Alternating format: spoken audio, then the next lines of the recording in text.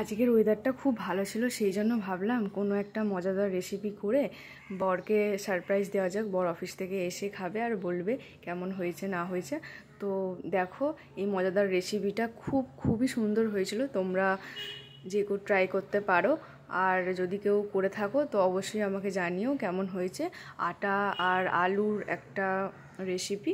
তো দেখো আমি কেমন করে বানিয়েছি তোমাদের সাথে শেয়ার করে নিচ্ছি।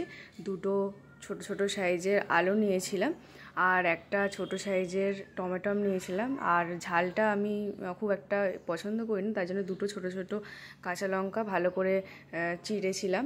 আর এখানে দেখো দুটো মিডিয়াম সাইজের পেঁয়াজ নিয়েছিলাম, আর আদা, আর দেখো রসুন নিয়েছিলাম 4টে মতো। তো এগুলো আমি সব কিন্তু গ্রেট করে নিয়েছিলাম। এগুলো কিন্তু কোনো সেদ্ধ করিনি, আমি কিন্তু এগুলো পুরোটা গ্রেট করে নিয়েছিলাম। আর তার সাথে আমি কী মশলা অ্যাড করেছিলাম দেখো, 1 চামচ ধনে গুঁড়ো, 1 চামচ জিরে গুঁড়ো, আর 1 চামচ হচ্ছে চাট মশলা, আর দিয়েছিলাম 1 চামচ নুন।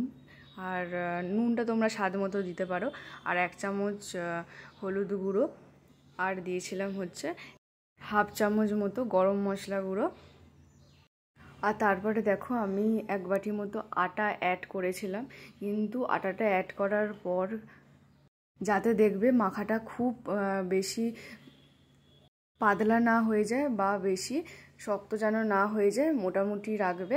কারণ মাখাটা যদি শক্ত হয় তাহলে কিন্তু খেতেও শক্ত হবে, তো ওটা অতটা ভালো লাগবে না।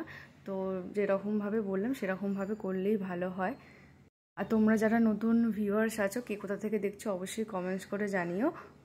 আর রোজ তো একঘেয়ে রুটি খেতে ভালো লাগে না, তাই জন্য ভাবলাম আটা দিয়ে নতুন একটা রেসিপি ট্রাই করি। তো কেমন লাগলো তোমাদেরকে, কেমন হয়েছে অবশ্যই জানিও। আর ভালো লাগলে অবশ্যই অনেক অনেক করে শেয়ার করে দিও। একটা কথা বলি, আটাটা তোমরা 2 বাটির মতো ইউজ করতে পারো। আটা দেওয়ার পর মাখাটা যদি শক্ত মনে হয় তাহলে তোমরা কিন্তু ওর মধ্যে জল অ্যাড করে তারপর ব্যাটারটা পাতলা করতে পারো। তো দেখো আমি হাতে করে এগুলো দিইনি, একটুখানি ফ্রাই প্যানের মধ্যে তেল গরম করে তারপরে দেখো এগুলো চামচ করে আমি এগুলো দিয়েছিলাম। তো তোমরা নিজেদের ইচ্ছা মতো শেপ দিতে পারো। তো এপিট ওপিট ভালো করে আমি ভেজে নিয়েছিলাম, একটু লাল লাল করে ভেজেছিলাম, এতে খেতে ভালো লাগে। আর অবশ্যই কিন্তু তোমরা আস্তে আঁচ করে ভাজবে, কারণ জোরে করলে তো জানোই যে ভেতরটা কাঁচা থাকে, ওপরটা তাড়াতাড়ি পুড়ে যাবে। তো দেখো ফাইনালি রেডি।